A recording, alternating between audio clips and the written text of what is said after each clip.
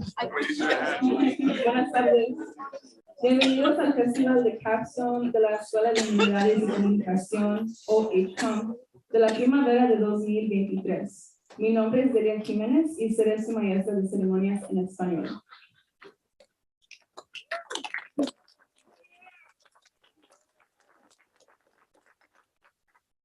Good afternoon. Welcome to the School of Humanities and Communications Spring 2023 Capstone Festival. My name is Sophia Moreno, and I will be serving as the English-speaking Master of Ceremonies.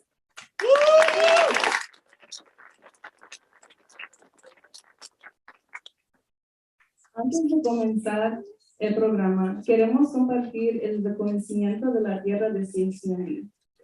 La Universidad Estatal de California, Monterey Bay, son tierras que habitan encima del pueblo indígena de Esselen, también conocidas como el Esselen, Carmeleno, Monterey Band y Dulce. Están en la patria rica de los Esselen, donde CSUMB no solamente prospera como una institución de educación avanzada, pero también provee una abundante educación de servicio y experiencia a una comunidad diversa de aprendedores.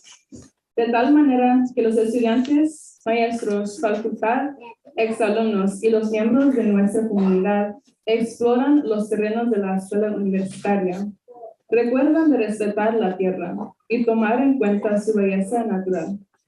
Recuerden que los ancestros descansan debajo de los pasillos y otras áreas menos transitadas en los terrenos de la universidad.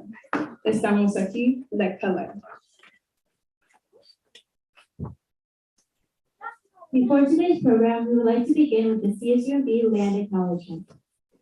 California State University, Monterey Bay resides in the indigenous homeland of the Esselen people, also known as Carmelo, Monterey Band, and Rumsen. It is on the rich homeland of the Esselen where CSUMB not only thrives as an institution of higher education, but also provides an education abundant with service and experience to a diverse community of learners.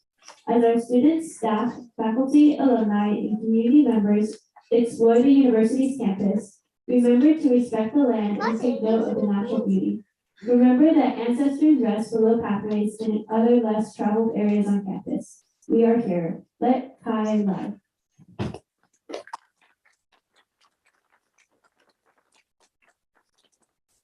Les queremos agradecer a los estudiantes, familiares y amigos que nos acompañan el día de hoy.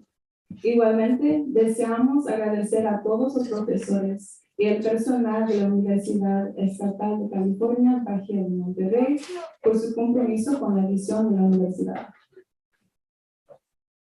We would like to thank the students, families, and friends who have joined us today. Equally so, we wish to thank the faculty and staff of California State University, Monterey Bay for their commitment to the university's vision. Los proyectos de Capstone reflejan el trabajo de los estudiantes del programa de Humanidades y Comunicación y su concentración en varias áreas de estudio. Estos proyectos traen a la luz temas de gran interés para cada uno de nosotros. Además, muestran nuestro esfuerzo, crecimiento intelectual y personal. Al igual, reflejan el apoyo de nuestros profesores. The Capstone projects reflect the work of students majoring in humanities and communications with a concentration in a number of study areas. They bring to light issues we are passionate about. These projects represent our intellectual and personal growth and reflect the support of our professors. Este año tenemos 3 secciones del curso de Capstone. Cada sección se ha dedicado a explorar un tema en particular. El primer tema es democracia en crisis, el pasado, presente y futuro, liderado por el maestro David A. Reichert. El segundo tema es historias escondidas, las historias que nos dan forma, liderado por la maestra Lee Richard. Y el tercer tema es alimentos, ética y capitalismo, liderado por el maestro G. Abraham. Los estudiantes han tenido la opción de explorar estos temas a través de discusión en seminarios, haciendo un trabajo de investigación o un proyecto creativo. This year, we have 3 sections of our senior capstone course. Each section has devoted its efforts to explore a particular theme. The first section theme is Democracy in Crisis, Past, Present, and Future, led by Professor David A. Rickard. The second section theme is Hidden Histories, the Stories That Shape Us, with Professor Lee Richard. And finally, the third section theme is Food, Ethics, and Capitalism, led by Professor Alj Abraham. Students in each section have explored these themes through seminar discussion and by working on a research paper or a creative project. Hoy tenemos el gusto de escuchar a estudiantes seleccionados presentando sobre sus proyectos. Con estas presentaciones, ustedes podrán apreciar el trabajo de investigación sobre el tema que cada clase exploró. Today's festival showcases selected students from each section who will give a brief presentation about their projects. Y ahora, invitamos al director de la escuela de HCOM, el Dr. Fong Nguyen, para darles la bienvenida al Festival de Capstone Primavera del 2023. And now, we would like to invite the chair for the School of Humanities and Communications, Dr. Fong Nguyen, to personally welcome you to the Spring 2023 Capstone Festival.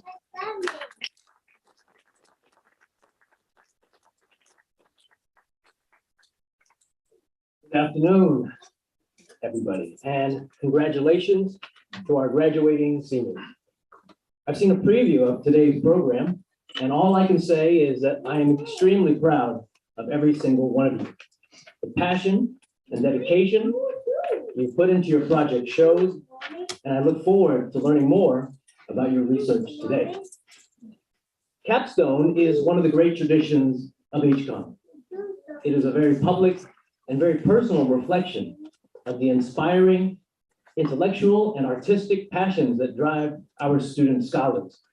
It is also a reflection of the wonderful faculty who provided guidance and mentorship along the way. Our faculty take turns teaching Capstone. It's a lot of work, but something we ultimately love because of the opportunity to help seniors turn their vision into reality. This semester, let's give it up for Dave Reichard, Lee Richard, and Ajit Abraham for their wonderful work teaching Capstone.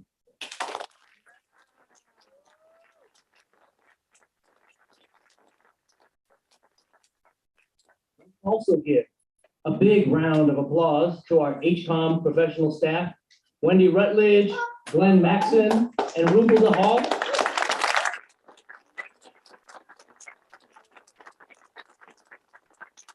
For being the unsung heroes who make things happen every single day. As well as to the College of Arts, Humanities, and Social Sciences for their support. And now, without further ado, let's turn the program back over to our MC. Thank you.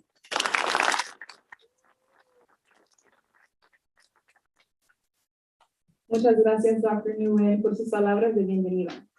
Y ahora vamos a introducir a los presentadores que fueron seleccionados en cada clase.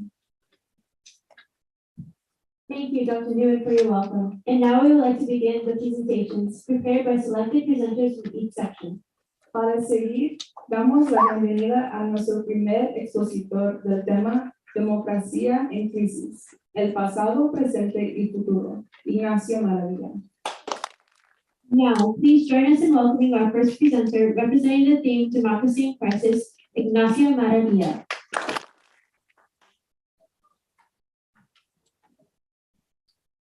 Hola, mi nombre es Ignacio Maravilla. My name is Ignacio Maravilla, and I will not be presenting my speech. My father used to tell me, never judge a man when his values do not align with yours. Instead, contextualize his values by learning about the culture he comes from.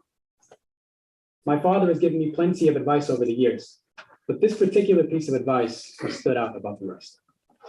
Humans and the societies they form or governments they form are incredibly complex and unique, and they should be treated as such. The same methods used to successfully govern one country might not work for another. And the same can be said for the micro. No two individuals live identical lives, and no two households hold the same rules. This reality has been observed for as long as humans have had consciousness. We may share similar patterns as mammals. However, our complexities become increasingly apparent when the details emerge. This interesting characteristic of human behavior is what inspired me to investigate how it works between two different democracies, Mexico and the United States. As an American of Mexican descent, whose concentration is in American legal studies, I quickly learned that the Mexican legal system almost identically mirrors the American legal system.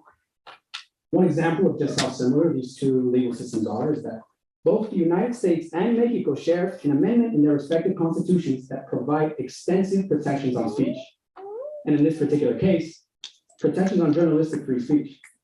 Now, this similarity in legislation between the two countries highlights my earlier point of what works for one country does not necessarily mean it will work for the other. Overall, current issues aside, the United States has been able to maintain a fairly successful press within its country with very little concerns on restrictions of expression. However, the same cannot be said for the United States' neighboring country, Mexico. Mexico's press has been struggling for the better part of the last 50 years, constantly censoring what they publish out of fear for their lives. Which begs an important question. Why, despite having a near identical legal system and constitution, is Mexico succeeding at maintaining a free press while Mexico seems to be falling behind? My research paper reviews and examines several key reasons as to why one country is far more successful than the other in protecting journalistic free speech. And what I found was that most of the success the United States has had can be contextualized with the values that American culture has held historically. For example, the American Revolution has always been about proper representation, whether that be through taxation or speech. American culture has always valued autonomy, and that value is evident even today. Mexico's revolution, however, was mostly about the unequal distribution of land. Providing sufficient land for every Mexican citizen was the value that was highlighted in this revolution. And this value for more land and power is evident today with the current land disputes that we see with the current cartels.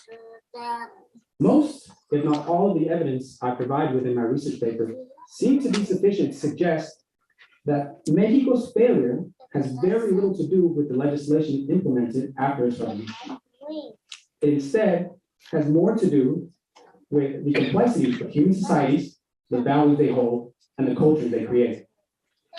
My goal in writing this paper is to persuade others to consider this point of view. After all, if we treat societies with the same care and understanding as we do one another, we could potentially extend this free sense of self to the rest of the world, regardless of race, ethnicity, or self-identification. Thank you very much for your time.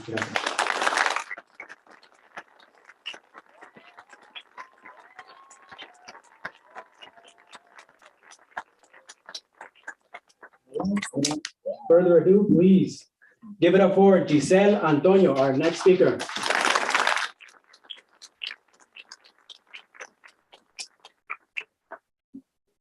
Hello, everyone. Buenas tardes. My name is Giselle Antonio.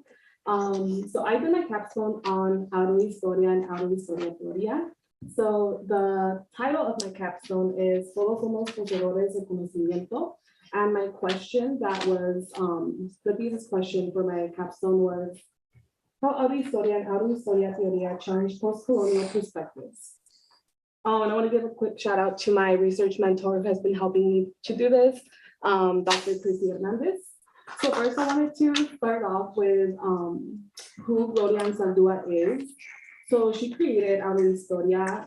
She's one of the main scholars that writes about this topic. So she's a Chicana scholar of Chicana culture and feminist theory and queer theory. She developed the practice of writing through the self.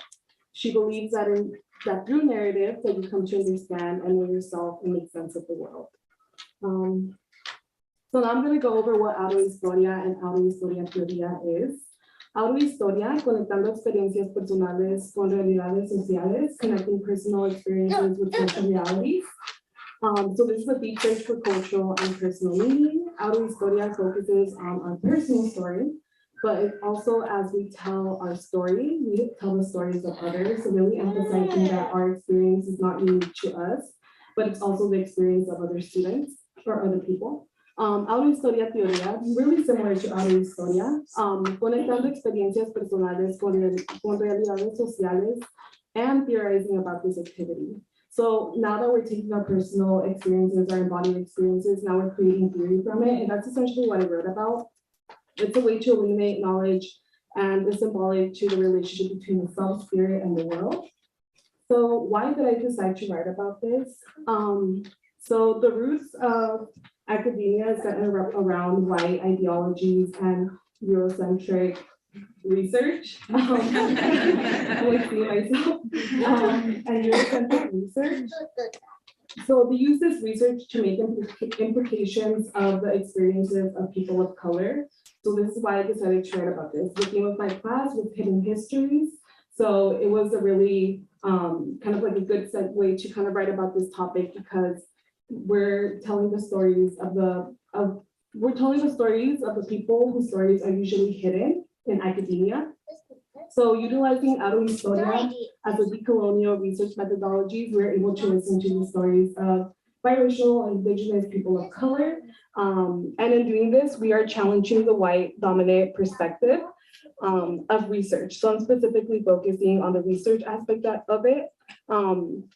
And then in explaining the uniqueness of Anzadua's autohistoria, we also emphasize the importance of knowledge coming from the self and considering our experiences, our embodied experiences, the experiences of others to be a form of knowledge as well. For example, when we are in a classroom, we usually see a teacher as a holder of knowledge, but thinking of it as being we're holders of knowledge, but also the teacher is, we're going to share knowledge with each other. So that's essentially what I wrote about. And why I decided to write about this topic is because this is something I'm really passionate about. I've been writing about this since freshman year here at CSUND. And it's actually an extension of the research that I'm doing with Dr. Chrissy Hernandez and the research that we're continuing over the summer. So thank you.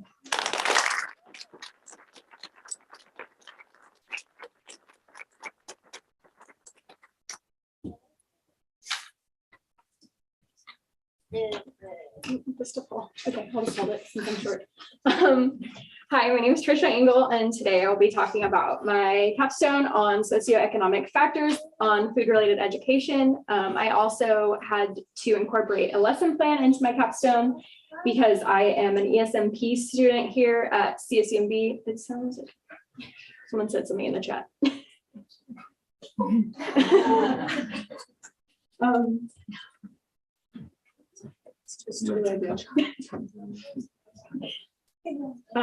Okay, I'll just continue. So I chose my topic. Oh, can you go back to the first one, please? Thank you. I chose my topic because I am going to be an English teacher after graduation. I'm going to be attending Fresno State in the fall to get my teaching credential.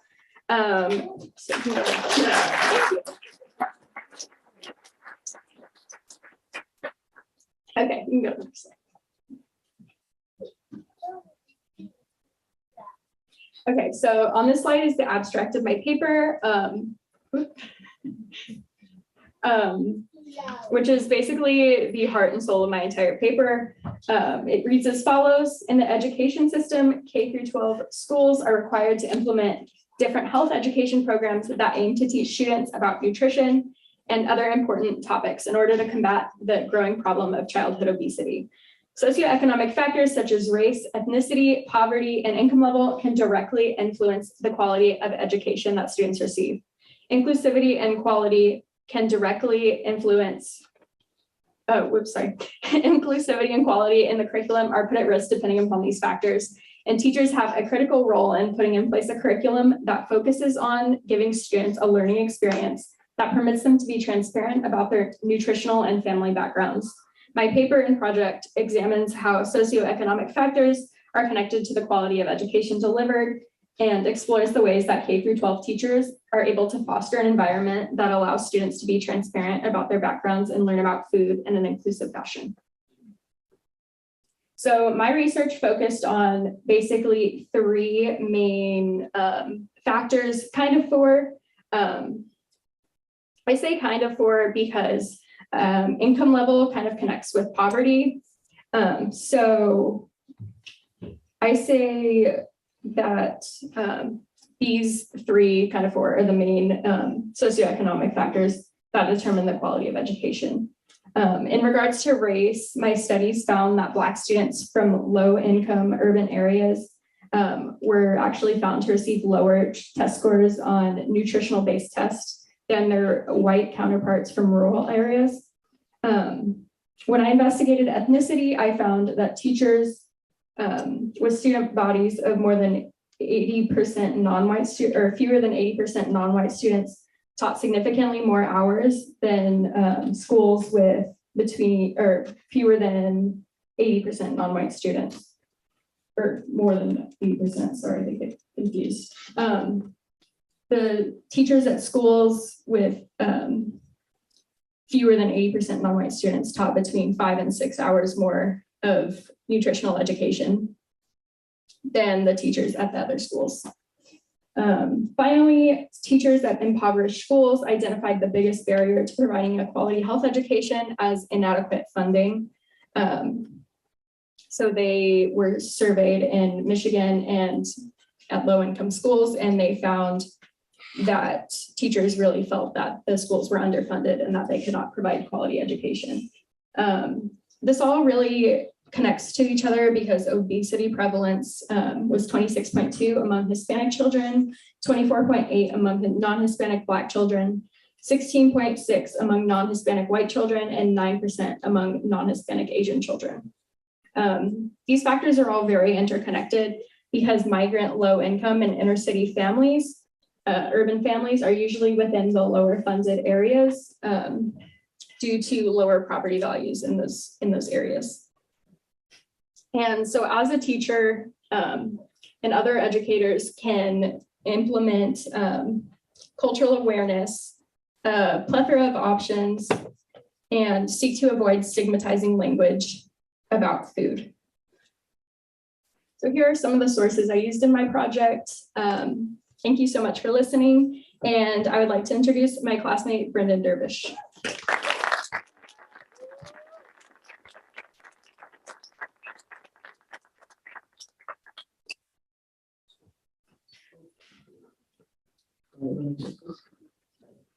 I want to say it might not actually have the full. No.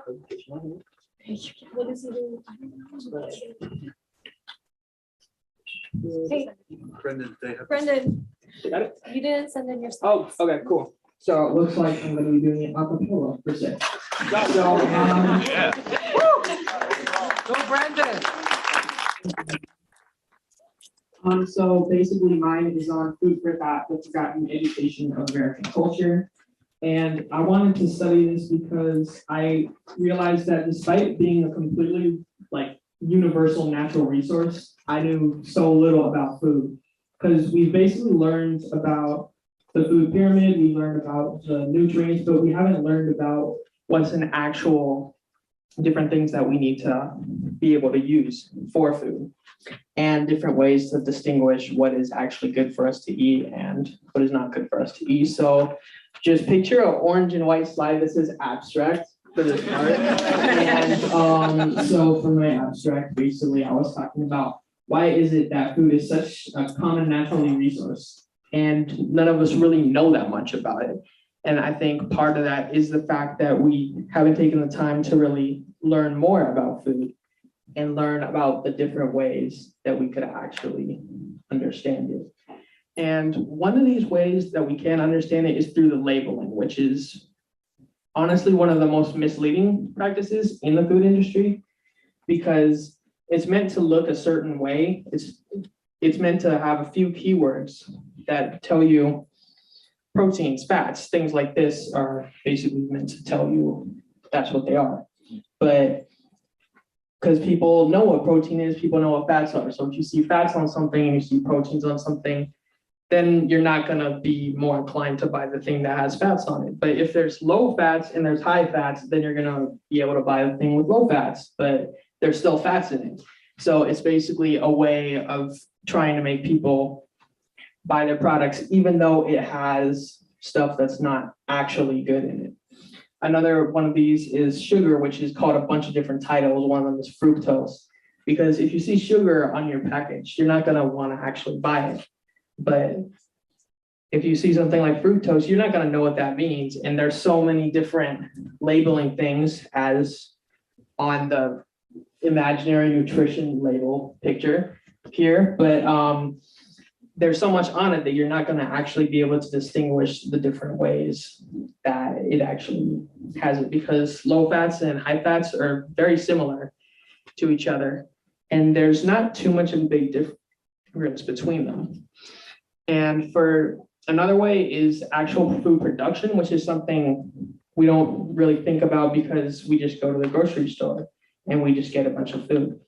So we don't think about how the animals are treated, how the companies market the products, and even the fact that there's not actually a lot of really sanitary practices within it. The FDA does have a lot of guidelines about how to do this correctly, but instead of that, there's also a lot of diseases that you can get from producing food, such as salmonella and E. coli, which you can get from cooking raw food, and even animals themselves could get microbiology, which are basically organisms, parasitic organisms that attach themselves to the animals that could actually make them a lot more basically susceptible to being cooked and being eaten, and people actually getting parasites. Now, another aspect of it is the capitalism aspect of food, which is basically there's supposed to be a bunch of logos on there, like McDonald's, Wendy's, all those. You could pretty much recognize so many of these logos because they've become something more than just fast food. They've sort of become a movement per se. They've become something that's even greater than and even more powerful than we can ever imagine. So, but it's not healthy, and they're not going to tell us, oh yeah, here, don't have our food because it's not healthy, because it's advertised everywhere. You see it on billboards, you see it on any corner store you're at, and there's a lot of different ways that you can do that to make people want to eat at these places more. And that kind of raises the ethics question of, is it really ethical to be marketing these foods that are knowingly filled with some not so great products in them to the American people? And my final slide was about food education, because there's so much really talk about, oh, we should be more educated about our food, or oh, we should do this or shouldn't do this. But at the end of the day, there's actually a few resources, and there's some companies that are willing to help out people with this. For example, Dole, the fruit company, has a list of their favorite types of fruits on their website and has some education resources within it. And another one is a pre-K group that did something called a Harvest of the Month program, which is basically something that has fruits that are in season, vegetables and crops that are basically in season for each month, so that you can actually know which one you're going to be able to do. And yeah, so I'm sure looking at a random thing is super fun, but yeah, hopefully you guys have fun with that. And our next presenter is Sierra Fishman.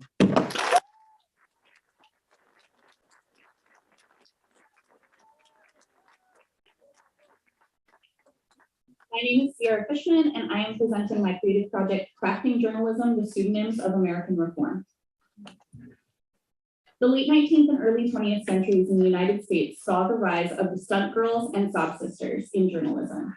These pioneering women defied traditional societal expectations of housewives and pursued careers in reporting, gaining recognition for their accomplishments through the dangerous nature of their work. While many may know the name Nellie Bly, the pseudonym for Elizabeth Jane Cochran, other reporters played a vital role in the transformation of journalism, including Nellie Bly herself. She was one of the most famous reporters. She covered the mistreatment of mentally ill patients in Blackwell. Iola, girl reporter, Eva Gay. And then the Sob sisters, Kaloit, Dorothy Dix, Meb, and Olivia, and Annie Laurie. It's important to recognize the incredible impact these women had on American society.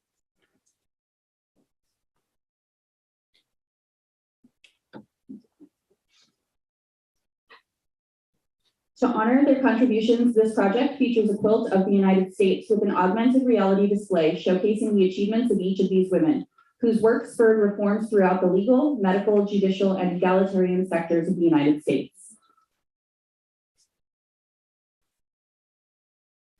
Okay, so the last slide isn't here, but the quilt I've created is simple in design, representing the domesticity expected of women. A pretty domestic task, this quilt hides the immense contributions made by women just under the surface. When scanned with an iPad, this quilt hides an augmented reality overlay, which reveals the women who helped change the course of American history. Please welcome back our MCs Delia Jimenez and Sofia Moreno.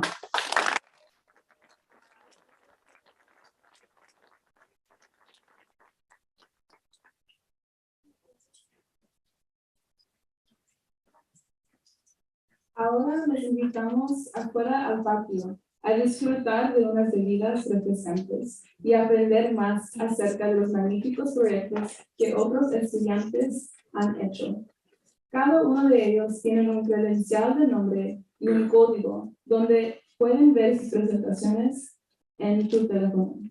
Algunos de los proyectos también estarán mostrados en los salones de clases cruzando el patio. We now invite you to get some refreshments outside in the courtyard and learn more about the amazing projects other students have completed. Each of them has a name tag and QR code where you can view their posters on your phone. Some posters will also be on display in classrooms across the courtyard.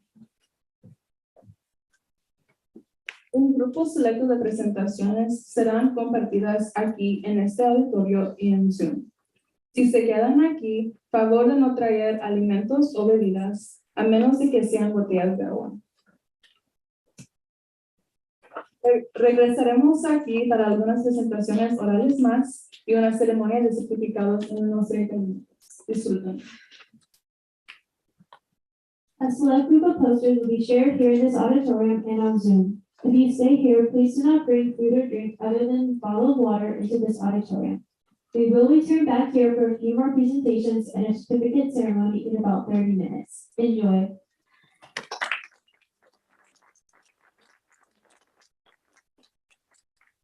Hi, everybody. My name is Alyssa Phillips, and I'm in Dr. Reichardt's section, Democracy in Crisis. And I did my presentation on a call for civility in politics, disrespectful rhetoric, and democracy. So my inspiration for this project was how politics in the last decade have become increasingly hostile and insulting. And I really wanted to explore how this disrespectful rhetoric amongst politicians can affect democracy. So my questions for you all is, does the normalization of open instability by politicians affect your own trust in democracy? And how does it affect public trust in democracy? So here's some examples of some of the insulting rhetoric that we've seen from politicians. The first one would be from Trump when he called our current president, Joe Biden, low IQ Joe. He's also referred to his past political adversary, Hillary Clinton, as crooked Hillary. He's also referred to Alexandria Ocasio-Cortez as a whack job. And our current president, Joe Biden, has also referred to Donald Trump as a clown. And Marjorie Taylor Greene has said that all Democrats are pedophiles. And Hillary Clinton has also said that Trump lives in his own reality.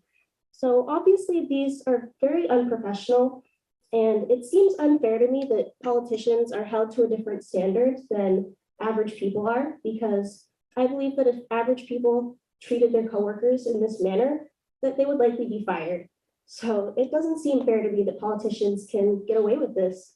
And it leaves me to wonder what kind of effects this has on democracy as a whole.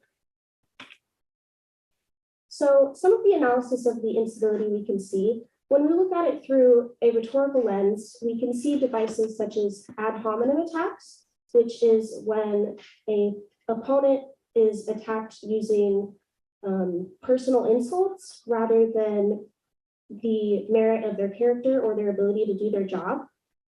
This can be distracting from the point of a debate because it focuses on the opponent's personal character, which is irrelevant to the conversation. We can also see straw man arguments in which the opposing side is painted in a extremist sort of light, and it makes it easier to knock down that argument when it's not exactly valid. And then we can also see hasty generalizations, which is when the opposing side is framed in a very general light. This would be seen as such as when Majority Taylor Greene called all Democrats pedophiles. Obviously, this is a huge generalization, and it makes it a lot easier for her to say that Democrats are bad when she can call them all pedophiles. Obviously, this generalization is not true. So I wanted to talk about the gravitation towards digital media, as well as the echo chambers that algorithms create on there, and how this can encourage the spread of hate. So Americans have gravitated towards partisan digital news media lately. We can see this in areas such as like Fox News, CNN. A lot of these news companies will have more partisan commentary-based style news instead of just giving the facts. And this can be combined with social media echo chambers, which is when algorithms create a sort of thing where when you like to see a certain side of politics, that it's all you end up seeing because the algorithm wants you to stay engaged. So this creates an echo chamber, and you only get to see others that agree with your point of view. This can encourage political hate speech because you're riled up from this audience that you have of your own echo chamber, and this can make it really easy to dehumanize the other side. So dehumanizing the other side really increases political polarization, and this allows for harsh insults with no remorse, and this decreases the possibility of compromise, which is the inherent goal of politics. When we resort to name calling and insulting the other side, it makes it extremely difficult to want to work together with that other side to come to a solution to a problem. So I believe that this affects public trust in democracy, and this was found in my research, that instability and extreme polarization breeds an atmosphere of distrust in the opposing side, and this translates to distrust in the overall democratic system. So to conclude, political polarization and decreased political trust are associated with political instability. Regardless of the political party we are in, we must learn to respect each other and move forward to evolve as a society and regain trust in democracy. Thank you, everybody, for listening. I decided to do a podcast on the current state of United States democracy. The reason for it, it became clear to me from watching the news in the past 8 years that US democracy has unraveled and become unstable. I'm concerned, and many Americans are also concerned. A 2022 Quinnipiac University poll revealed that 67% of Americans believe that American democracy is on the brink of collapse. And for good reason. Freedom House, Democracy Watchdog Group, has given the United States 83 out of 100 in freedom score. That's 11. That's an 11-point drop from like a decade ago. So I spoke to U.S. Representative Zoe Lofgren. She represents California's 18th district, which is my district. We touched on Americans' belief in U.S. democracy, the January 6th insurrection, her faith in U.S. democracy, which she says it's a little shaken, but still she still has faith. Its impact on how she does her job and democracy's future in the U.S. three takeaways that I got from our conversation was he blames the Trump administration and Republican leadership for enabling him, the Trump administration, for our current state of democracy in the U.S. She touts the bills she and her colleagues have put forth to protect democracy. One bill she mentions is the H.R. 1, the For the People Act, which she said that it puts power back in the hands of the American people by limiting big money in politics, making it easier to vote, and ending partisan gerrymandering. She also calls on politicians and Americans to do their part in protecting democracy in the United States. And she ends her final response with these two questions for Americans. I thought they were great questions too that she asked. And yeah, that's my presentation. My name is Rachel Martinez Steele, and I took Food Ethics and Capitalism with Dr. Abraham. And my project is titled Food Alternatives to Western Medicine, the Struggle and Fight for Food Sovereignty. So next is my abstract, which I can read. So this project will examine how and if food can be used as a treatment for certain diseases and illnesses, taking a historical look and a current look on how deep and powerful food medicine has been and can be. Also, how food sovereignty may in fact be the key to solving food insecurity problems that plague communities nationally. Ultimately, I will be researching, or I did research, how food can be used as an alternative to Western medicine to help alleviate or cure certain diseases and ailments related to our health, as well as fighting for food justice with food sovereignty as a solution. There is evidence to show that food sovereignty has the ability to uncover and zoom in on corporate powers within the food systems currently in place. Food sovereignty can and will expose the current food systems and the health crises that they cause and enable. However, both food sovereignty and food medicine will ultimately need to gain a large acceptance from communities to make it up the governmental and scientific ladders. My goal is to inspire that change. So what is food medicine? Food medicine refers to a spectrum of services and health interventions that recognize and respond to the critical link between nutrition and chronic illness. So if we look on the right, there's a pyramid about prevention. It goes from prevention to treatment up that pyramid. So at the bottom, there's things like SNAP, WIC, all that. And then as it slowly goes up at the top for treatment, there's medically tailored meal programs, medically tailored food packages. And so with that, if looking back on the history of food medicine briefly, I don't know if anybody is familiar with things like TMC, traditional, like Chinese traditional medicines, Ayurvedic practices. So those are all have deep historic roots, and actually Ayurveda, derived in India, is actually considered to be an equivalent to Western medicine. And so it has a long-standing history, but unfortunately, like I said, in the abstract, getting that governmental and scientific, backing is what really makes it very, very difficult for them, for food medicine to be taken seriously and even get to the point of Western medicine. And that's why it's something that honestly was really hard to research and study, because there's not a lot about it or on it. So with that, I found during my research, a way that food has been used or can be used actually in the helping and preventing of COVID. So plants and foods have been known to cure and treat viral diseases. COVID-19 is a viral disease. There was a study taken of 20 food plants that contain immunomodulatory and antiviral properties. These foods are able to enhance our immune systems as well as cure respiratory tract infections, which is what COVID-19 is. So with that being said, the research journal that I got this from did a study about these foods being a preventative measure against COVID-19. This prevention is done by examining what foods have immunomodulatory functions that are combative to COVID-19.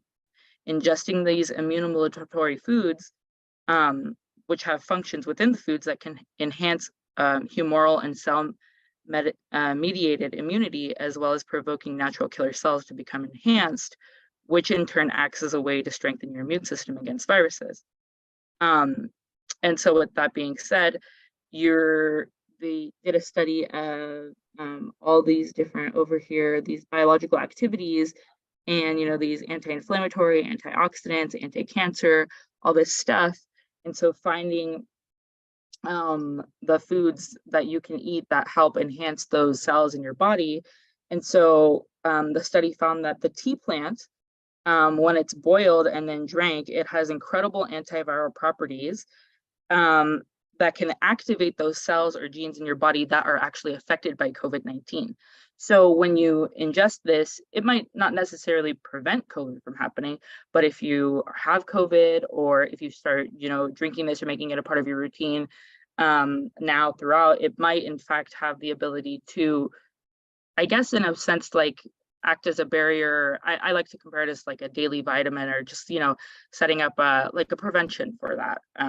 So that was a really cool thing to look at. And so next, what we're looking at is, sorry, my screen. Oh, my screen is, I can't see anything at the top. Is food insecurity. So I was thinking during this project, accessibility to foods, this all sounds great, and using food as medicine and all that. If you figure out what you're doing and do some research and all that, it can definitely, sorry, this is like jumping around a bunch.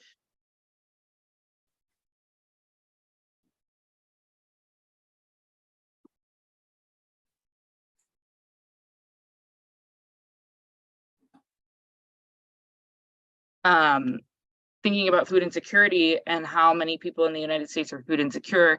In 2021, 89.8% of US households were food insecure throughout the year. The remaining 10.2% of households were food insecure at least sometime during the year. So if there's so much food insecurity and there's a global epidemic about food insecurity, then how are households going to be able to even get the foods to be able to practice food medicine should they want to? And so that's why I was like, how the bridge between those two things. So food insecurity is measured across socioeconomic and demographic backgrounds. Most affected are the following demographics: African American, Hispanic, never married persons, divorced or separated persons, renters, young people, and less educated persons. The food effects of food insecurity are greater levels of depression in adults, long-term health problems, potential dental problems, as well as overall higher risks for chronic illness. So the project kind of like trickled into one thing, into another thing, into another thing to like kind of come to a full circle. So food insecurity, how do we now solve food insecurity? So through food sovereignty and food justice, these are ways in which food insecurity can be changed. So food sovereignty is designed for communities to create their own food designs and regulations when it comes to food and accessibility within communities. The food system currently allows for no say from communities in food production, what to produce, and who gets the final say in products. Fighting for food sovereignty can change all that, and there can be new food systems in which communities are able to have a say in things. So basically taking out that middleman of those big companies.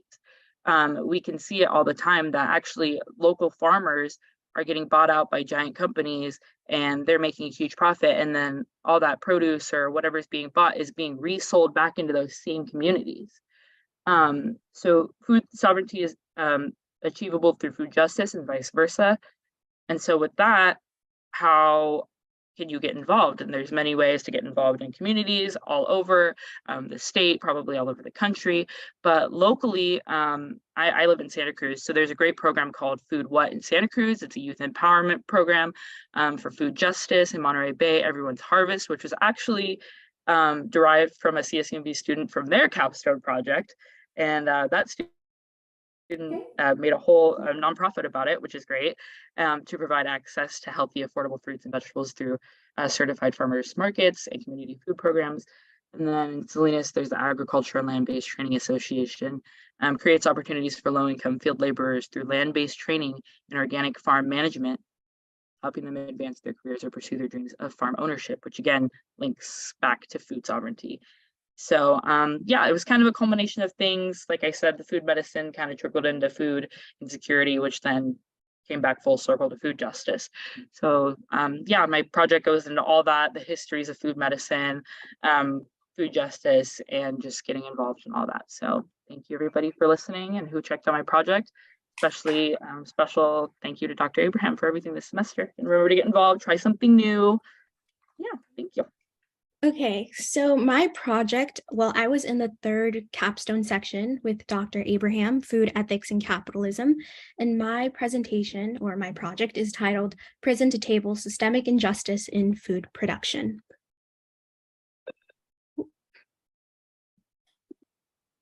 So for this project, I researched the constitutional history of slavery in order to create parallels between the modern use of prison labor to emphasize the role of systemic racism in America. But in order to align with the topic of this class, I looked into the labor prisoners do in food production, both agricultural/farm labor to work done in factories that are related to food.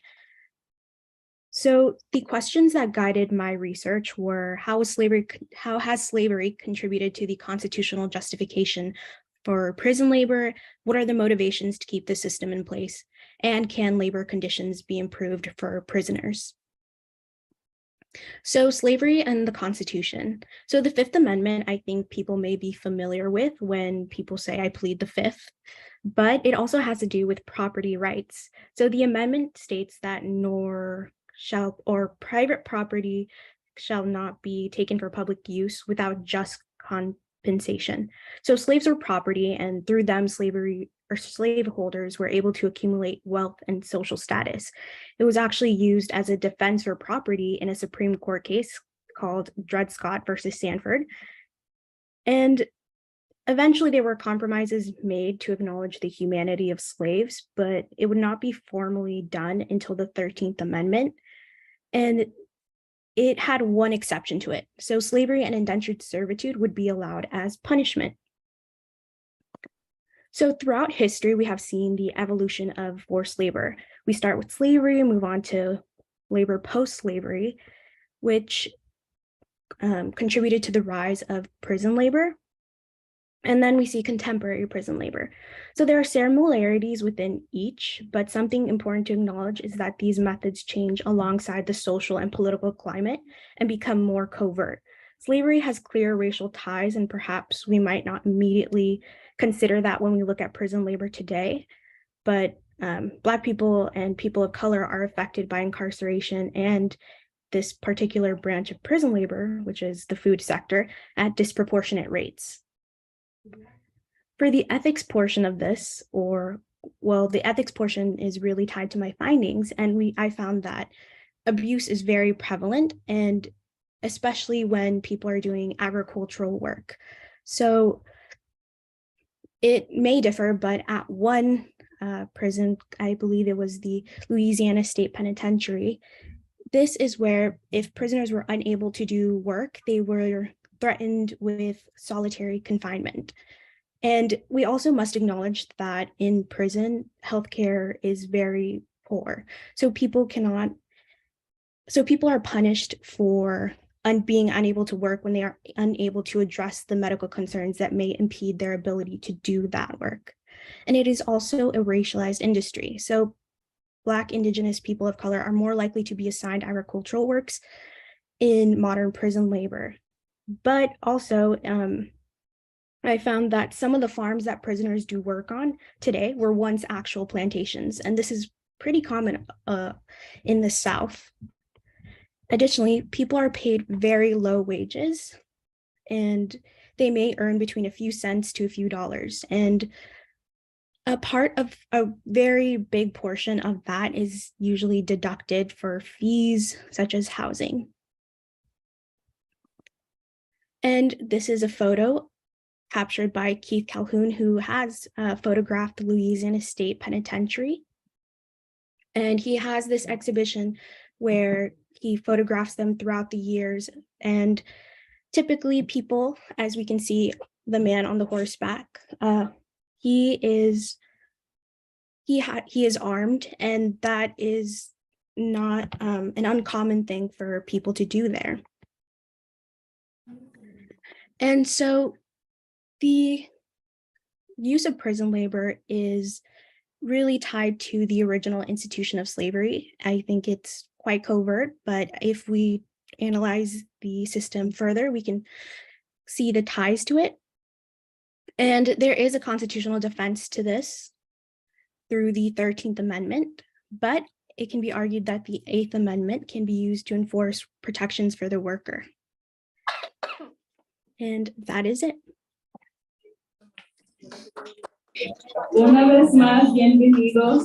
Ahora escucharemos a un segundo grupo de estudiantes presentadores. Por favor, reciban al próximo presentador resucitado al título de Democracia en Crisis, Octavio Valdovinos.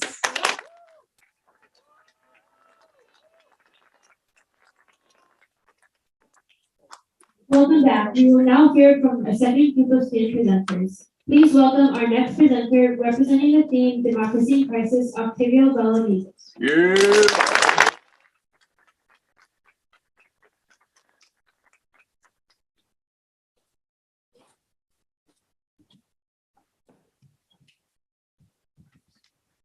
Sorry about that. You're good, you're good. For my friends and loved ones, this one's for you.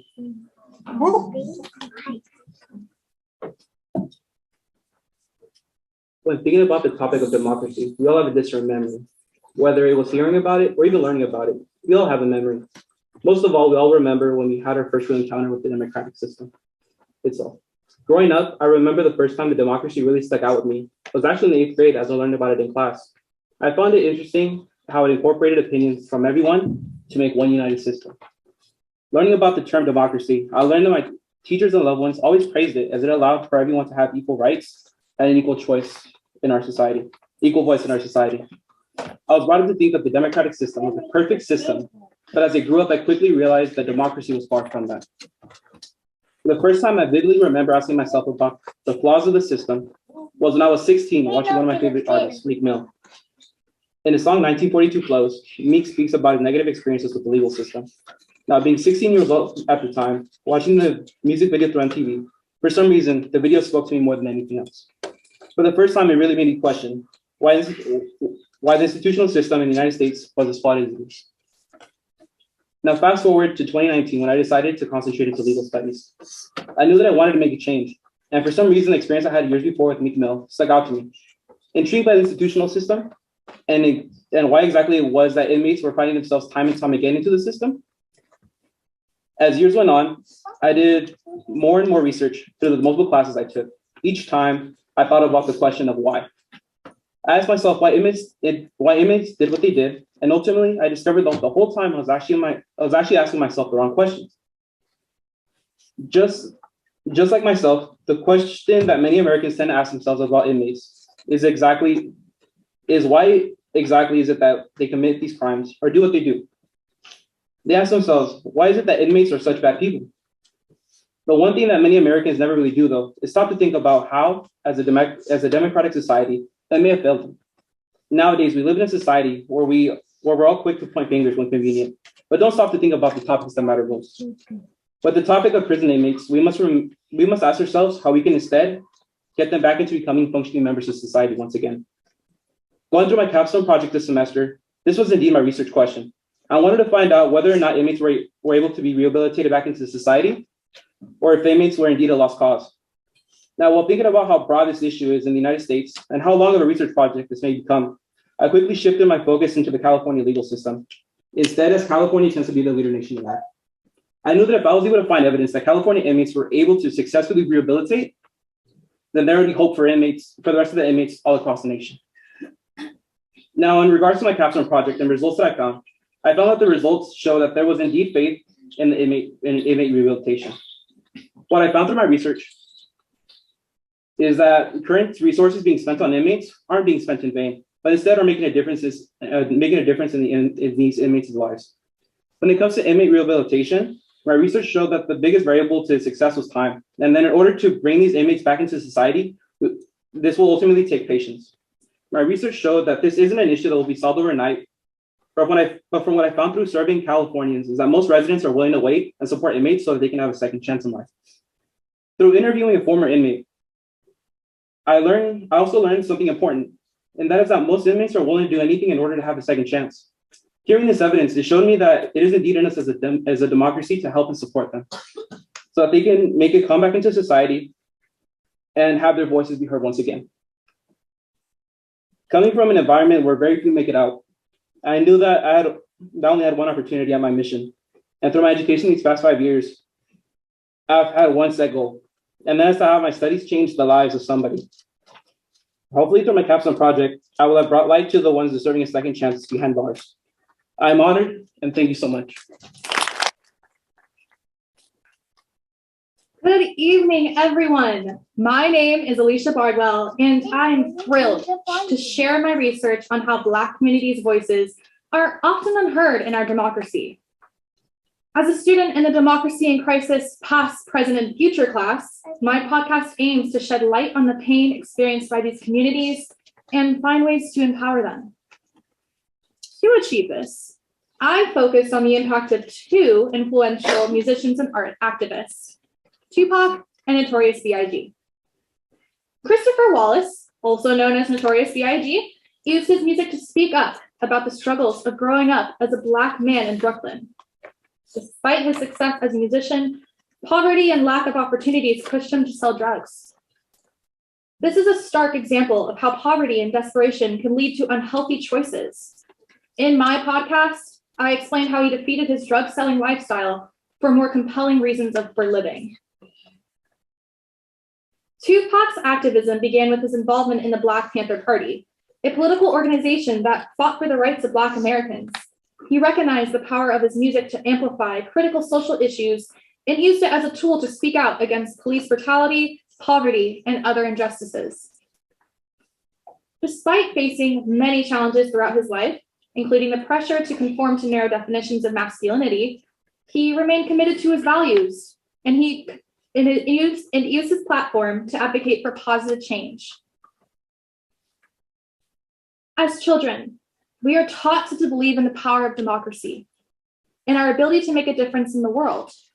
However, as we grow older, we begin to see the shortcomings of our political system, particularly in how it fails to address the needs of marginalized communities. For instance, in many Black neighborhoods, the educational system is underfunded and inadequate, leaving young people with limited options for their futures. The prevalence of drugs and violence on the streets further compounds these challenges, leading to hopelessness and apathy.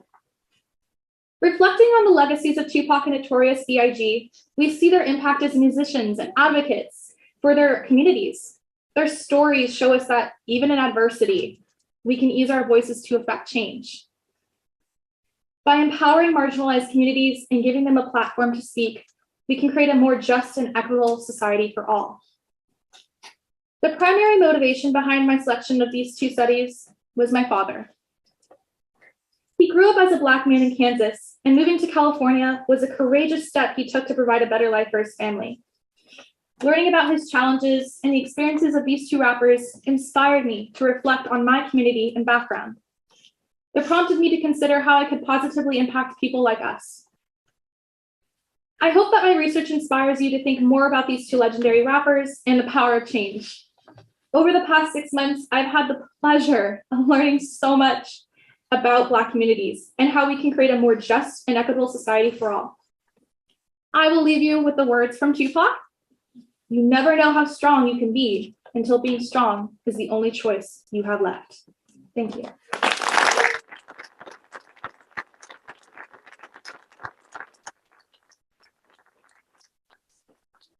A warm welcome to Jonah Bernstein.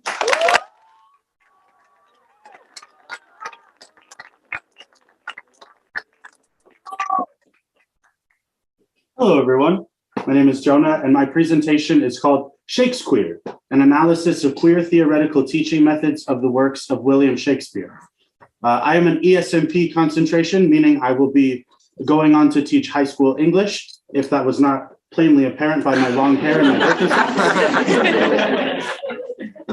purpose. But for over 500 years now, William Shakespeare has been exalted as a universal genius. So much so that he is the only author mentioned by name in the California Common Core standards for high school English language arts. Now, I will level with you all and tell you my biases right now. I am 100% a Shakespeare fanboy. I have been reading, watching, and performing Shakespeare for about a decade now, and I love everything about his work. However, I am also fully aware that I am the exception to that, not the rule. As I can tell from the giggles there. You all had to read Shakespeare in high school because it's required by Common Core. And maybe you didn't like that, and that's okay. I'm not here to tell you whether or not you have to like Shakespeare. What I am here to talk about is how we can increase understanding of the work itself. Because maybe, just maybe, we shouldn't be forcing everybody to read work from someone who was alive 600 years ago. But if we are going to do that, because I can't tell California government what to do yet, the best thing we can do is prepare students and make the work as accessible and timely as possible. And through my research and my own personal experience directing a play of the same name, Shakespeare, I have identified 4 things that we can do to make this as real as possible. The first thing is incorporating performance as education. The plays that we have students read are plays. They are not novels, they are not books. They're not meant to be read and analyzed like you would The Great Gatsby. They are meant to be seen, they are meant to be performed, they are meant to be listened to. We are setting students up for failure by only having them read these plays and not letting them watch them, not letting them perform them, not letting them listen to them. So if we can incorporate performance, we can level the playing field for those students who struggle to read the language that is so different and is so old.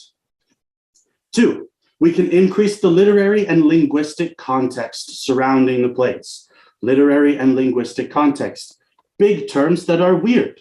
This is most of the words that the students have to read in Shakespeare. So what we can do is increase that context that they have, increase the number of works that they get to read rather than just the play. You can't go line by line, word by word through a 6-act play of the Scottish tragedy. I'm not sure how much we call this a theater. For all of my actors out there, we won't say the name. But we can't go line by line through that. What we can do is go line by line and word through word through a poem that has similar concepts and a similar idea and similar linguistic moves. So that way students can read that and apply that later on as they do inevitably have to read a little bit of the play, as they also listen to it, as they also watch it, as they also perform it. So if we can do that, again, we can level that playing field for students. Third, increasing the historical context surrounding the work. This is necessary because, again, he was alive 500 years ago. Things were different. For example, England was just starting their empire. They were starting to sail the world and take over other countries and take over other people. That matters because Shakespeare is writing in that context. The way you write about people changes based on how your society is treating them. That matters. If you're reading Romeo and Juliet, like most of you did in high school, most likely, the house Montague was a real house, and it happened to be the house that Shakespeare's patron, the Earl of Southampton, belonged to. That also matters, right? That reframes a lot of the context of that play, that Montague was a family that was important to him, and that's why they featured as the name in Romeo and Juliet. And finally, number 4, which leads us to the title, promoting the use of current literary theories on the works of Shakespeare, like queer theory, feminist theory, critical race theory, Marxist theory, all of that kind of stuff.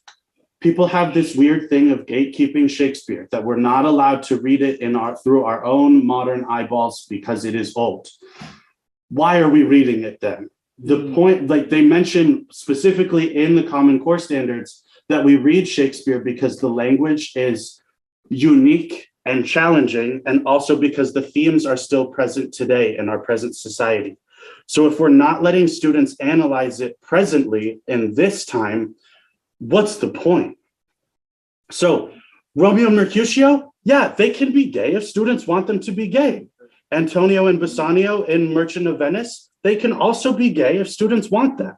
That's okay. And what that's going to allow is students to feel more connected to those characters, like they can actually relate to that character, like they can actually relate to the story and care about those themes that we say are so important. This, in turn, those 4 stages, I believe, will create a cycle of understanding. Students applying their own theories to characters, current theories, alternative theories. Then they might want to perform it a little bit more. They might want to take on that character. They might want to play Romeo or play Mercutio and play it with their own little spin. And then they want to read more about the sonnets that have those same themes about love triangles and such like. And then maybe they want to learn more about the history, which then again just creates more and more understanding. And then they can decide whether or not they like it.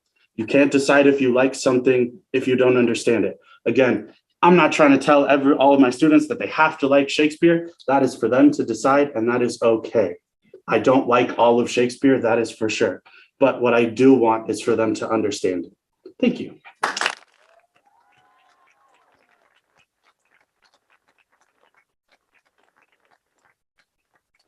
Now, please welcome to the stage my friend and yours, Zoe Atlas.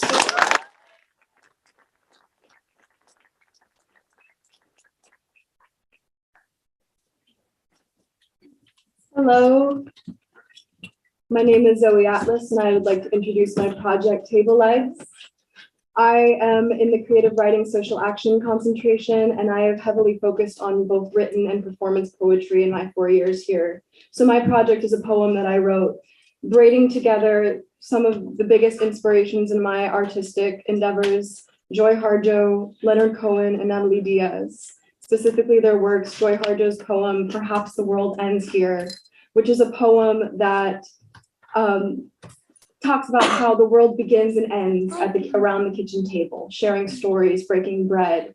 And that really inspired the vision and the title for my project, Table Legs, where I talk about food and ethics and capitalism in the theme of my class through the lens of each of the 4 elements, fire, earth, air, and water, as the table legs that hold up this universal platform that we all exist on. And Leonard Cohen's work, Who by Fire, which really touches on that birth feeds death, death feeds birth and life, and that is the cycle of food, and really breaking it down to those elements. And Natalie Diaz's poem, The First Body is the Water, which speaks for itself.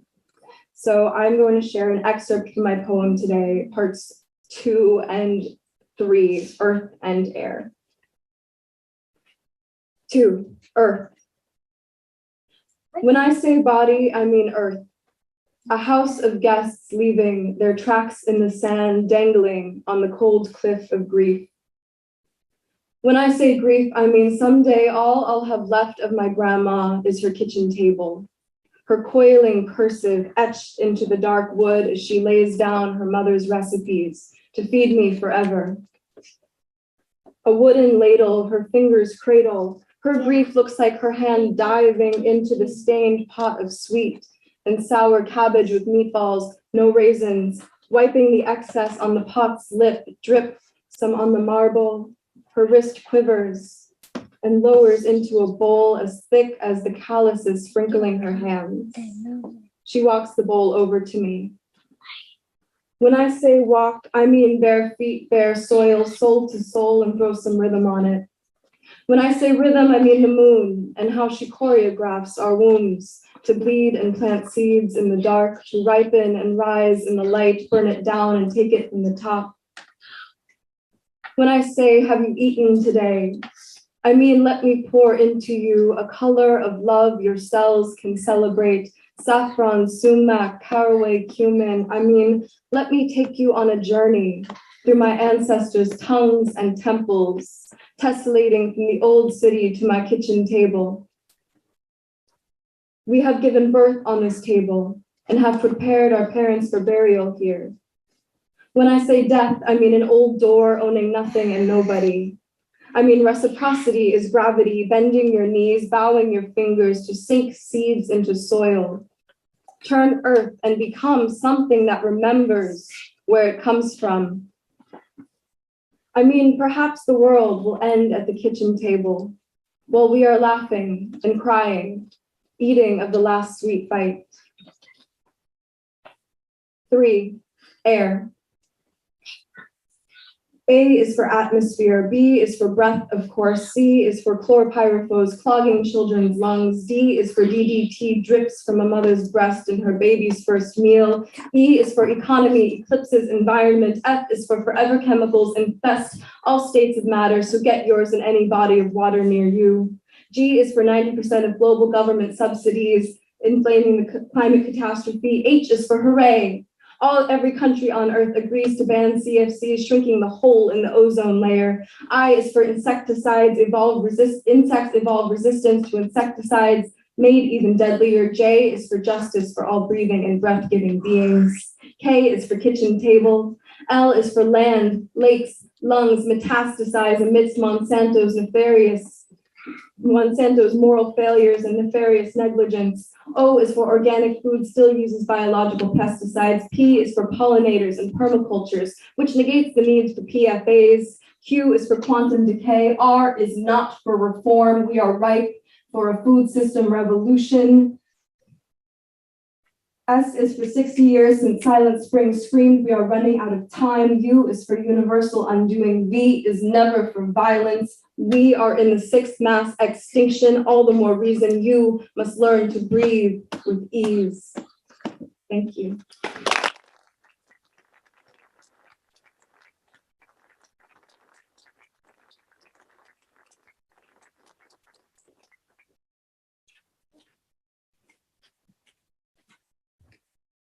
Por favor, todos son otro fuerte aplauso.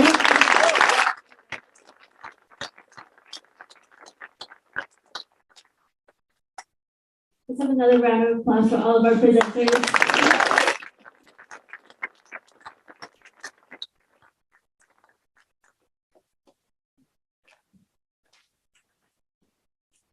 Queremos dar la bienvenida a nuestros profesores de Capstone, David Reichardt, Lee Richard y G. Abraham, quienes le darán un reconocimiento a los estudiantes. Empezaremos con el maestro Lee Richard. Por favor, los estudiantes en esta sección hagan fila en el lado del vacío para recibir sus respectivos certificados cuando sus nombres son mencionados. Now we would like to welcome our Capstone professors, David Reichardt, Lee Richard, and Aji Abraham, who will recognize their classes. We will begin with Professor Lee Reichardt.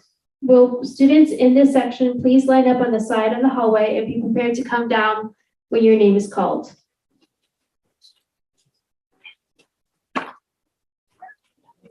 Thank you.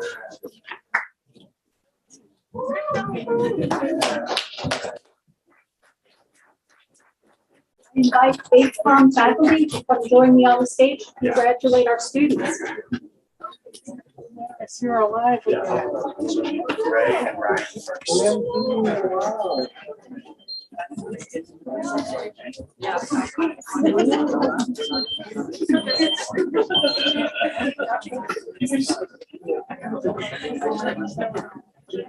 Hey, get up here, dude. Ryan. It's alphabetical order. So here, after Ryan, that'd be. Yes.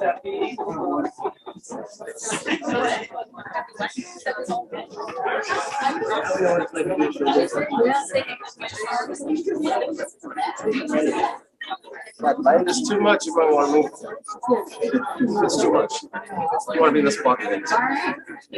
Shaking hands. Oh, that's a lot of shaking everyone's hand? That's a lot. Okay. My hands are sweaty. Yeah, me too. Ready? Microphone.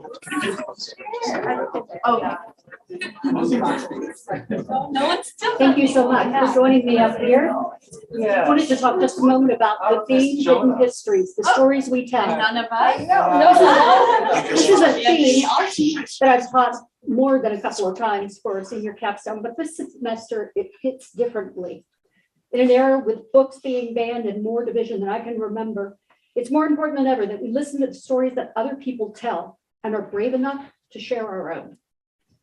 Storytelling is a means of making ourselves known to others, and it's one of the first of early human accomplishments. Just a few years ago, people who look like me were astonished to learn of the Tulsa race riot of 1921. Systemic suppression of the survivor stories by the people who perpetrated this crime against a community of color means that most Americans were unaware. This is just one example of the many stories that our culture tends to suppress. We all have stories to tell, and this capstone theme asks students to think about the stories that they need to tell and those that need to be heard.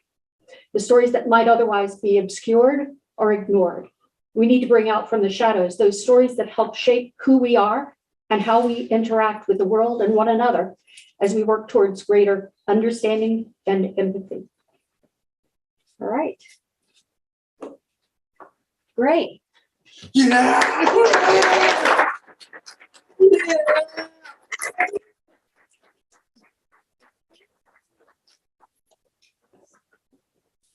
Ryan Anderson. Yeah.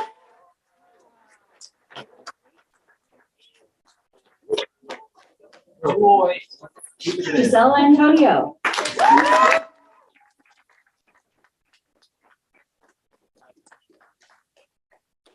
Bernstein.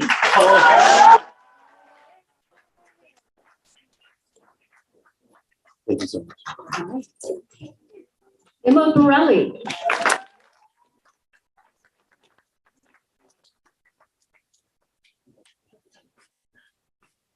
Anthony Sipa. Sappy.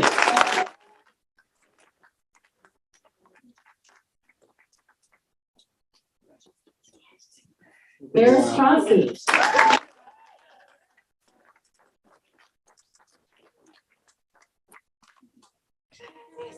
Alexis De Paolis.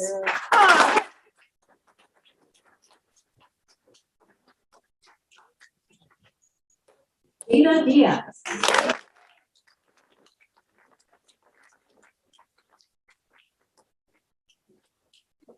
Marissa Dorr.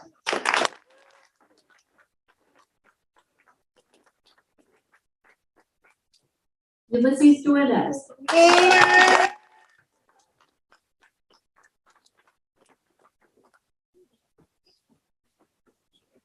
Sierra Fishman.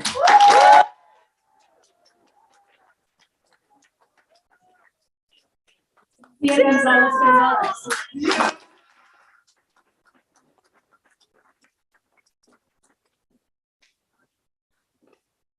Alana Hansdorfer.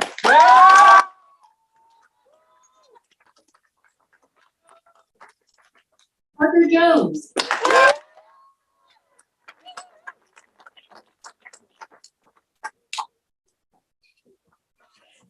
Ashley Koha.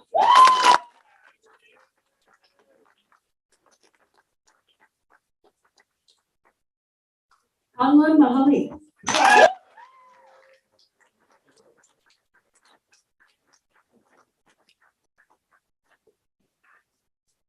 Savannah Mansfield.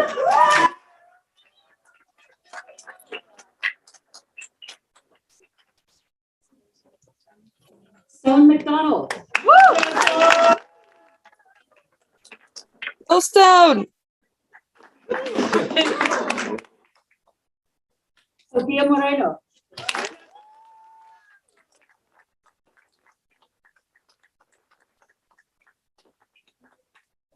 Lucas Olvera.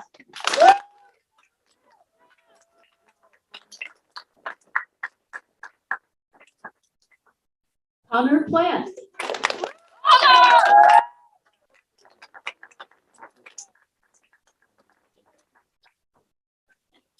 Austin T.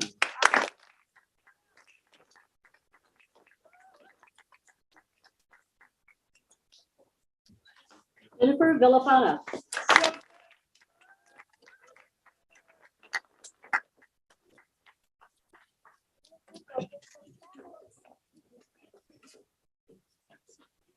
Catalina Villegas.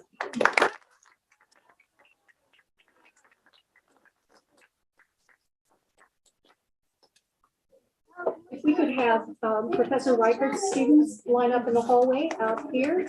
Now I'm going to turn it over to. Let's go. There it is.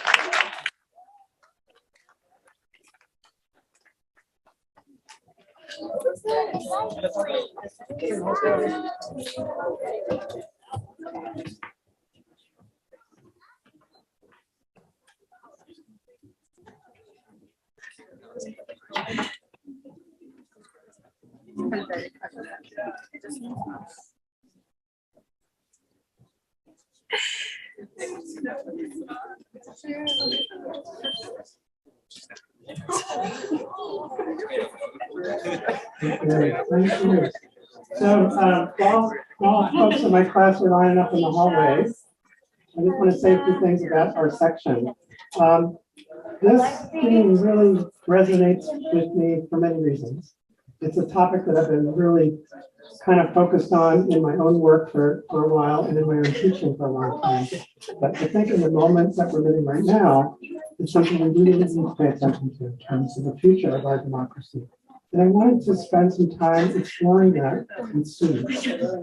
And when we started the semester, we watched a documentary about the January 6th insurrection and historical events that sort of led up to it. And I asked the students, can we just decide what we want to study together? And they identified a whole bunch of really interesting themes that we spent the rest of our time together looking at.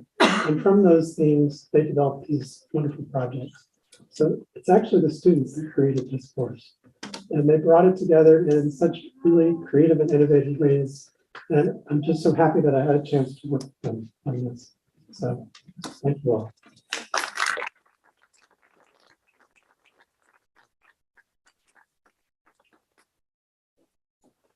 Natalie Acosta-Quinada.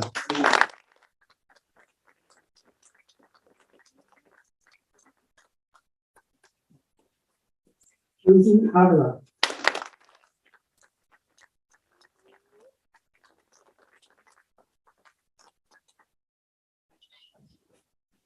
Zayn isn't with us today, but Zaina Azubiadi.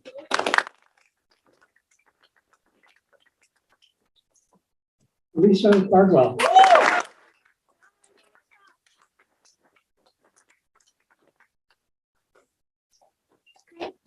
Catalina Sanfilippo.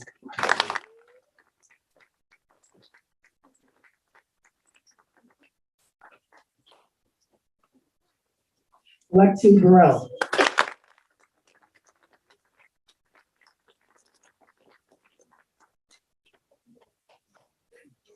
Kim Cortez.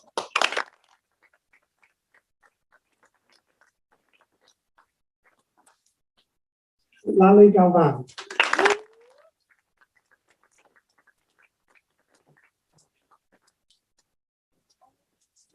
Noah Goulart.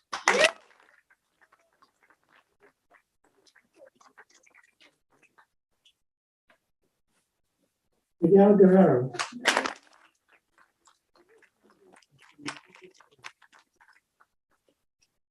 Wheeler Handley.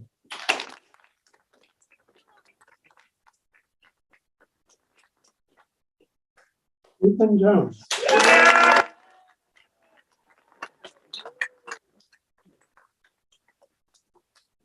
Ignacio Maravilla.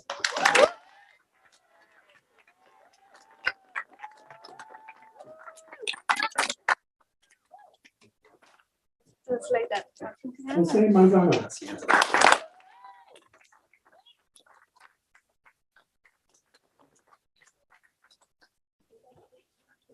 Estrella McDaniel.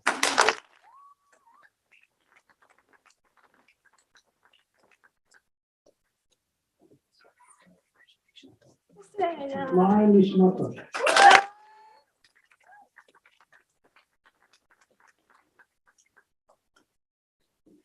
Alyssa Phillips.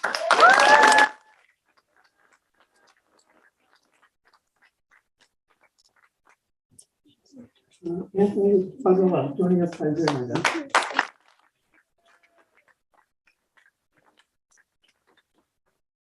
Eric Regalado.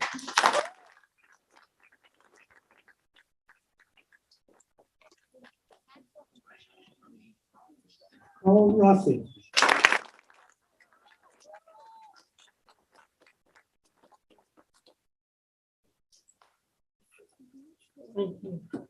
Marisela Rodriguez Solis.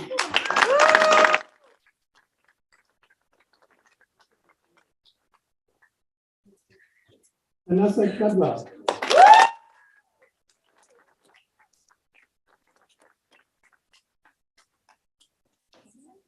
Sarah Trujillo.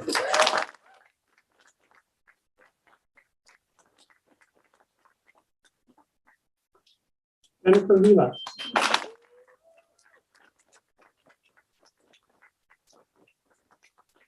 Eva Lyman.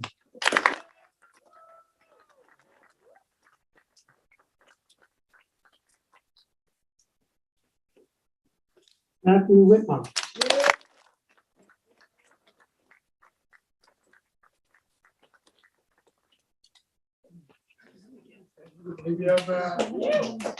Emily Williams.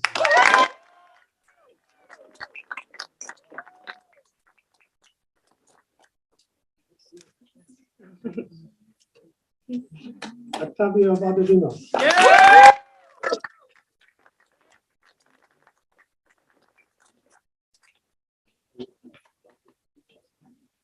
Angela Zazzarino.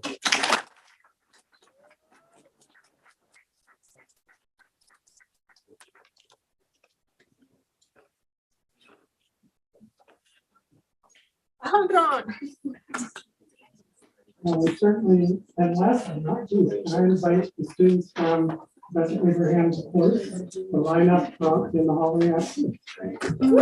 Yeah!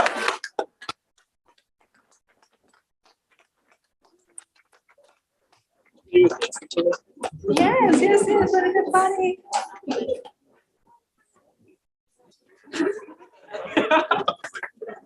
I have no doubts. Yeah, I will say.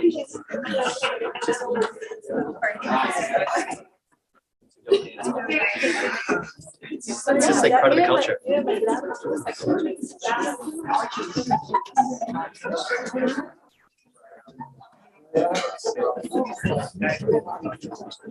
I think I just want to. Yeah.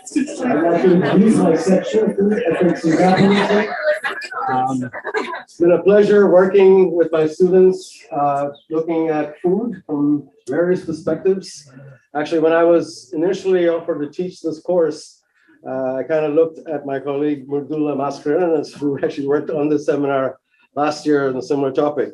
And now our students are actually really looking at food, given where we are, in terms of food insecurity. I actually just looked at the news today, everything from climate change to the war in Ukraine, and it goes food inflation as well. So food is a critical issue that we need to take seriously. Food is also integral to human experience. Food is also the last thing that we give up in any given culture. Our students looked at everything, broadly from factory farming to health, to systemic issues around food injustice, to various things around climate justice as well. So our students did fine work, and you'll see this displayed shortly, and I encourage you to meet with them and also congratulate them. So without any further ado, let me begin our certification. Zoe Atlas.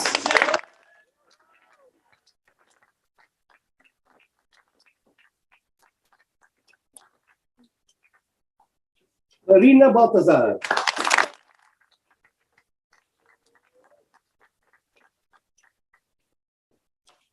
Sunny Brownwood.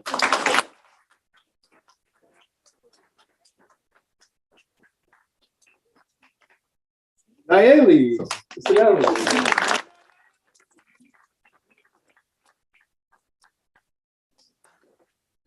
Irene Cruz is on Zoom.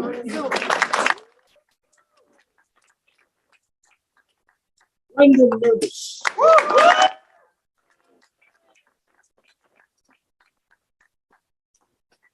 Trisha Engels.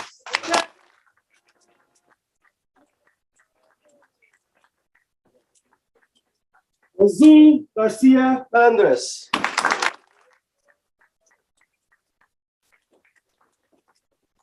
Hunter Henriksen.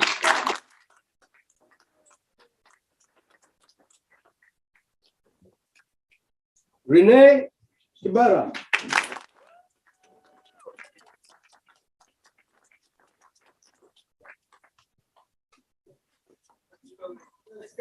Elia Jimenez.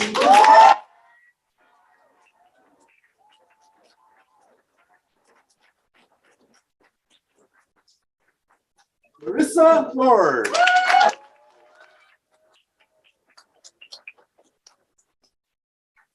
Niklawi Asias.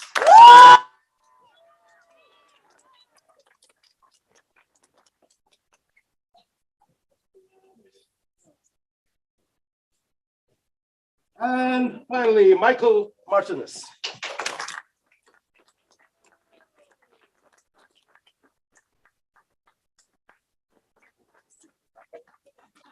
Alexandria Munoz.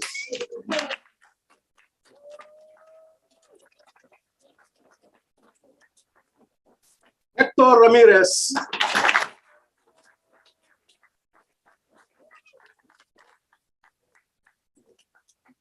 Brianna Reyes.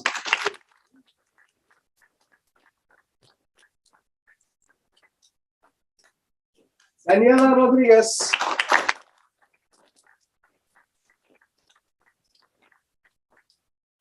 Madeline Shepard.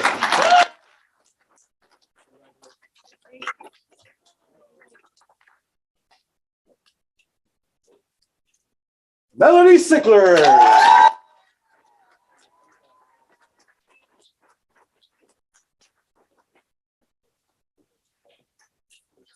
Crystal Smith.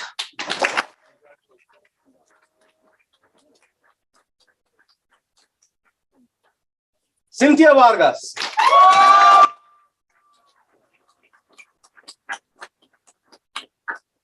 Samantha Waldrop.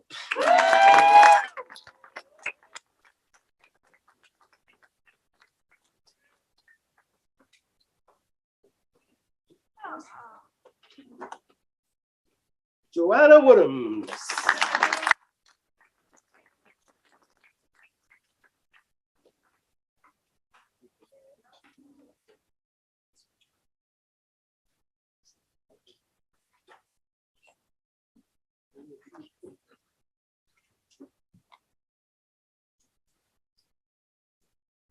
Hi, everybody. I'm back here again. It seems that our seniors are not going to be the only ones leaving us for new adventures in this world. We have two faculty members that we are sad to see go, but this is our moment to show our love, our gratitude, and our appreciation for them. And I will be the first, and these people are Maria Villaseñor. Yeah! And Daniel Summerhill.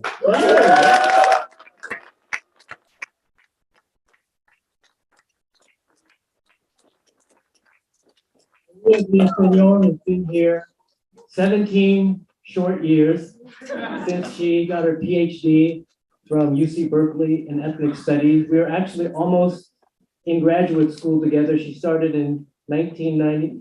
Is it okay to say that? Sorry about that. Too late. I would have been starting in the class of 2000 at UC Berkeley, but for whatever reason, I decided not to go, even though one person in my cohort begged me to stay. But we wound up meeting each other and being able to work together for these last 6 years.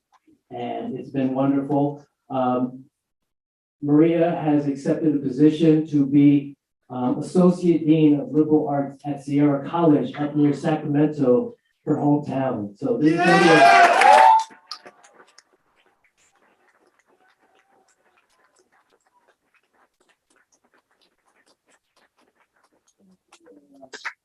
a wonderful and well-deserved homecoming for her, for the students, the faculty, administration that will be able to thrive under her amazing leadership. If the last 6 years, I guess 17 for her, are any indication, she'll do a marvelous job. Maybe even be a university president someday. But I want to share a few words real quick. I had the privilege of delivering a keynote at the Asian Pacific Islander DAISY graduation event last Saturday. And even though my keynote speech was supposed to be about the students and to a certain degree about myself, it was really about Maria. And I want to read the passage from it about Maria. Oh, yes. I didn't tell her yet. And this is just a part, this is not the whole speech. I said, this year is kind of a bittersweet year for me. My father passed away last month, which is enough bad news for 1 year.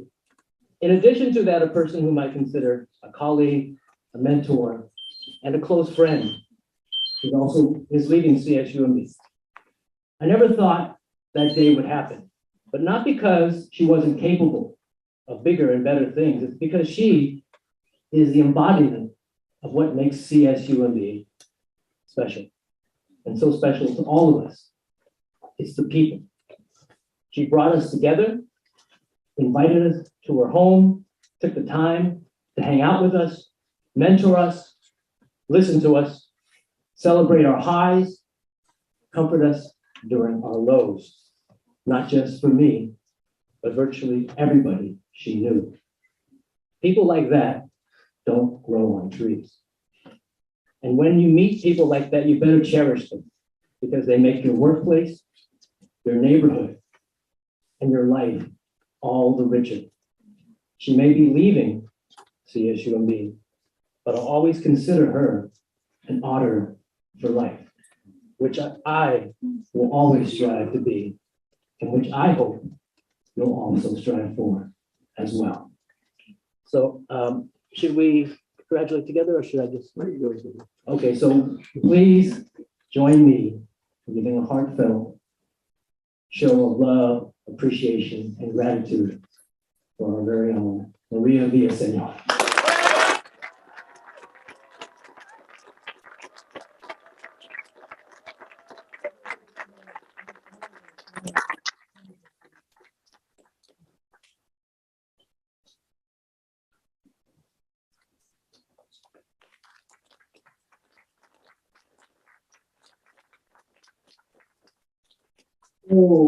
As Dr. Nguyen mentioned, Professor Villaseñor is not the only bittersweet note to this event. Professor Daniel Summerhill is also going on to another position. And I was invited to say a few words in appreciation of Daniel Summerhill, in part because I was the chair, I'll take credit for this, the chair of the search committee that brought him here to CSUMB. And I want to note that when it was a very competitive field, we had many applicants for the position. And if we were reviewing these applicants and their qualifications, and we came across Daniel's application, and we were, obviously very impressed and interested in bringing here. But the question came up, one of the members of the committee said, well, yeah, he looks great, but will he want to stay here? Will we be able to keep him? And we said, well, we can't let that factor in. We will bring him, but we saw that he was a star in the making. The constellation only grows brighter. And so with the prediction of that member of the committee is coming true as Daniel prepares to depart to take a position of creative writing at Santa Clara. So he won't be too far up the road from us. But I'll say a couple other things.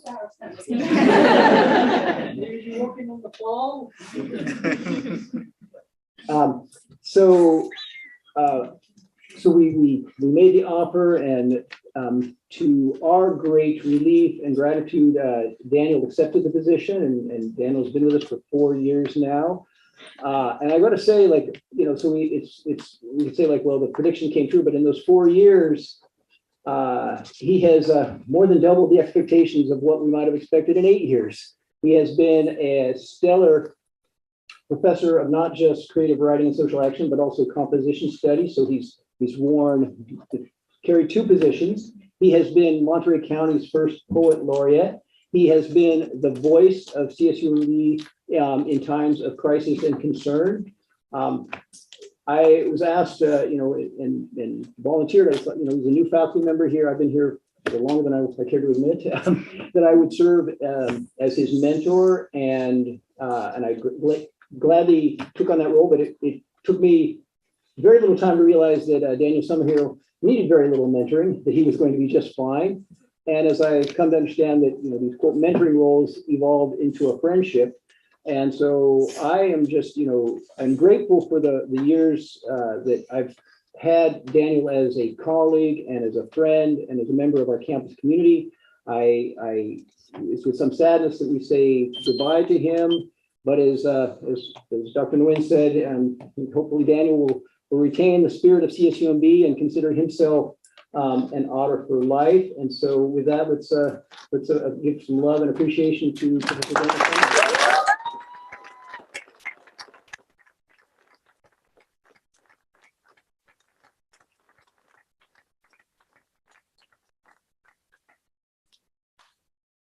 Daniel Summerhill is also one of the most gifted, talented, and dedicated parents I've ever seen. He's always spending time with his 2 children. And I guess now is the time, as good a time as any, to congratulate him on being the parent of a 3rd child.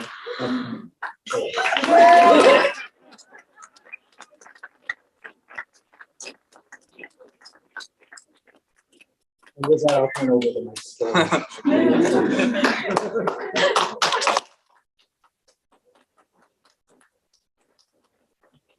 Thank you.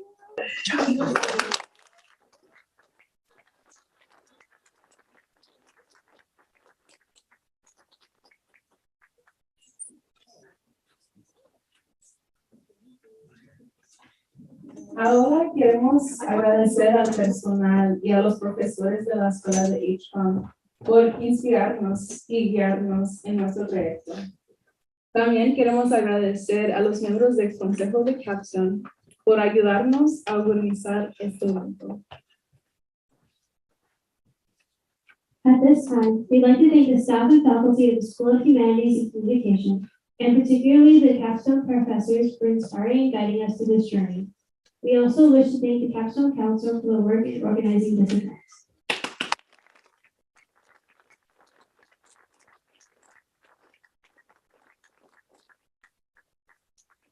Finalmente, se les agradece a los estudiantes de Capstone, los presentadores y los voluntarios quienes han dedicado mucho tiempo y esfuerzo para preparar este evento.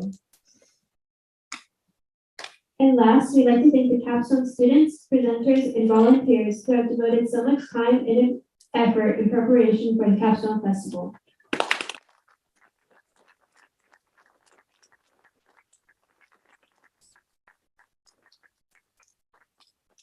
Muchísimas gracias a todos por habernos acompañado y que pasen una excelente tarde.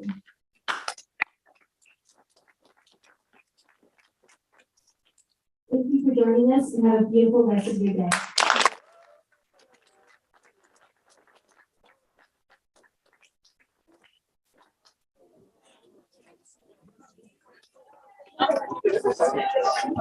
Thank you.